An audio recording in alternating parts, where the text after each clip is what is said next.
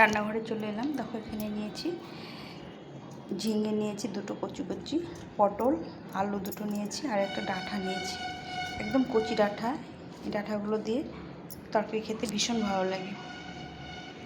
এই সবগুলো কেটে নিয়েছি। দেখো এই ডাঁটাগুলো একটু পাতলা পাতলা লম্বা করে নিয়েছি, এখানে ঝিঙেগুলো লম্বা লম্বা করে দিয়েছি, এই পটলগুলোও লম্বা করে নিয়েছি, মানে সব চিড়ে লম্বা করে নিয়েছি, আলুগুলো লম্বা করে নিয়েছি। তো আজকে এটা কী দিয়ে রান্না করবো সেটা তোমাদের সঙ্গে শেয়ার করছি। তো বন্ধুরা সম্পূর্ণ ভিডিওটি দেখার অনুরোধ রইল, দেখো স্কিপ করো না। এই সবজিটা খেতে খুব ভালো লাগে, আর সবজি তো সবাই খাওয়া দরকার। এই মাছ দিলে পরে সবজিটার টেস্টটা বাড়ে, এটা সবাই খেতে পারে। যার জন্য আমি একটু সবজি দিয়ে তরকারি করি, আর একটু মশলা তেল কম দিয়ে রান্না করি আমি, কেননা সবার জন্য একটু তেল মশলা খাওয়ার কম দরকার। তো চলো আমি কি মাছ দিয়ে কীভাবে রান্না করব সেটাই তোমাদের সঙ্গে শেয়ার করছি। তো এটা একটু মাছ দিয়ে রান্না করব। তো বন্ধুরা দেখো এগুলো নদীর মাছ, এই মাছগুলো খেতে ভীষণ ভালো লাগে। কি মাছ নাম ঠিক আমি জানি না। এই দেখো এইরকম মাছগুলো, এই মাছটা কাটতে একটু সময় লেগে যায়, আঁশ তুলতে হয়, সব কিছু কেটে নিতে হয় ভালো করে। আর আমি পরিষ্কার করে মাছ না কাটলে আমার ভালো লাগে না।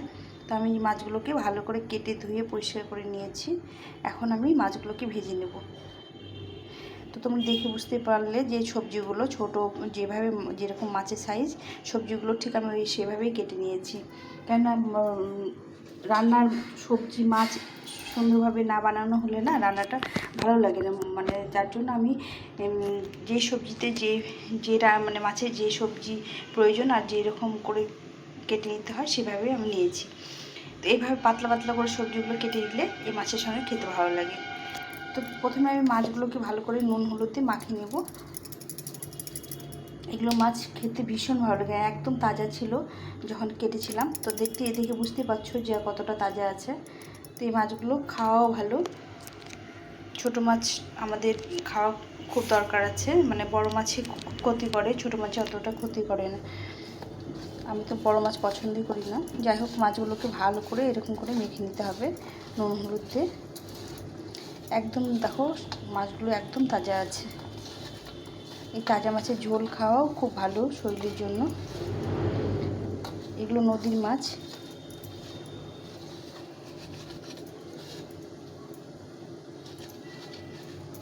মাছগুলোকে ভালো করে মেখে নিলাম নুন হলুদ দিয়ে। এই কড়াইটা আমার গরম হয়ে গেছে, এখন আমি তেল গরম করতে দেবো। একটু ছোট বড় সব রকম আছে, তো বড়টা বেশি আছে, ছোটটা একটু কম আছে। এগুলো মাছ এর চেয়ে বড় হয় না, এই সাইজেরই হয়, এরকম সাইজেরই হয়, খুব বড় হয় না। আর এখানে একটা পড়তি মাছ আছে, যে তোমরা কি বলো এটাকে। যাই হোক মাছগুলোকে ভালো করে মেখে নিই।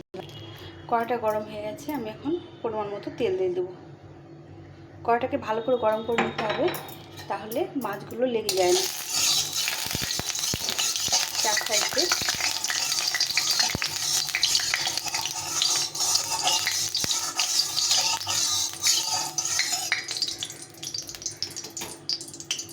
ভালো করে গরম করে নিতে হবে তেলটাকে। এখন মাছগুলো আমি ছেড়ে দেব।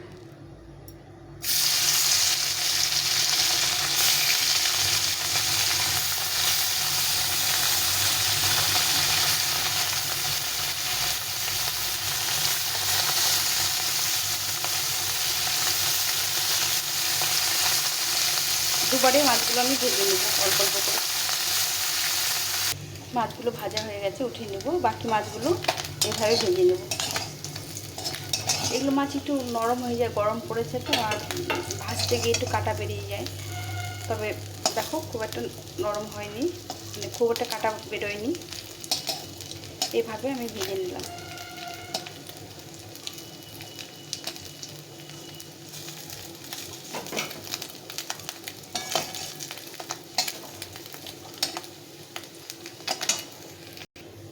বাকি মাছগুলো এভাবে ভেজে নেব সামান্য একটু তেল দিয়ে।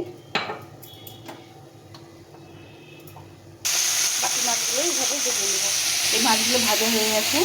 তো বন্ধুরা এখানে একটা মশলা করে নিয়েছি, আদা দিয়ে, শুকনো লঙ্কা আর একটু ধনে দিয়ে, কাঁচা লঙ্কা শুকনো লঙ্কা দুটো দিয়ে একটু মশলা করে নিয়েছি। এই মশলাটা সবটা লাগবে না, কিছুটা এখান থেকে নিয়ে রান্না করব।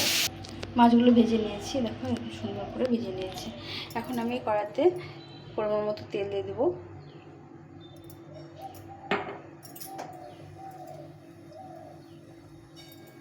একটা শুকনো লঙ্কা আর একটু জিরে ফোড়ন দিয়ে দিলাম। একটু ভাজা ভাজা করে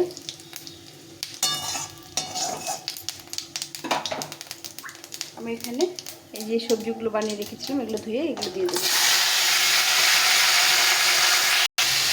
এখন দিয়ে দেবো স্বাদ মতো লবণ আর পরিমাণ মতো হলুদ দিই।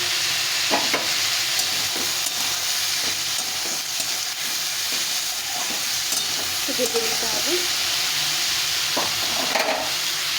লবণ হলুদ দিয়ে সবজিটা ভেজে নিয়েছি। এখন আমি মশলাটাকে গুলে নিয়েছি, মশলাটা দিয়ে দিলাম। সবজির সঙ্গে মশলাটা ভালো করে কষিয়ে নিতে হবে। মশলাটা সবজির সঙ্গে কষা হয়ে গেছে, সুন্দরভাবে ভাজা হয়ে গেছে।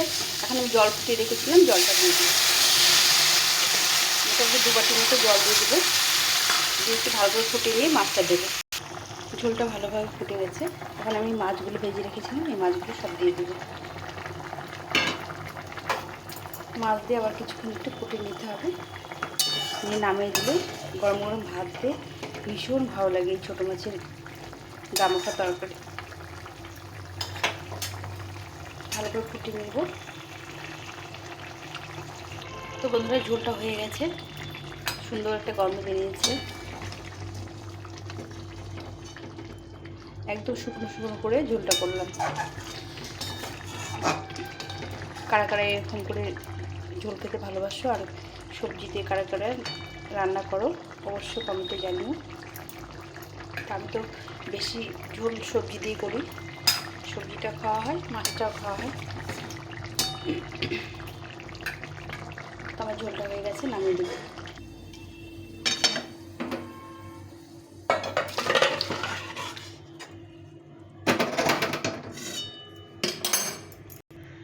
তো কেমন লাগলো তোমাদের অবশ্যই কমেন্ট করে জানিও। ভালো লাগলে লাইক করে বন্ধুদের সঙ্গে শেয়ার করো। এভাবে আমি রান্না করলাম, তোমরা কীভাবে রান্না করো জানিও। তারপর এখানে রাখছি, সবাই ভালো থেকো, সুস্থ থেকো, টাটা।